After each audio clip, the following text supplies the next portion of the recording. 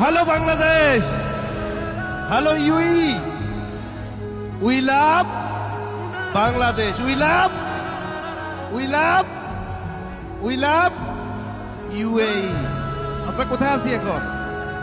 ইউইতে আছি। আলহামদুলিল্লাহ, আজকে আমরা অত্যন্ত আনন্দিত যে আমরা সাকসেসফুল একটা প্রোগ্রাম আপনাদের সামনে উপস্থাপন করতে পেরেছি। কি বলেন?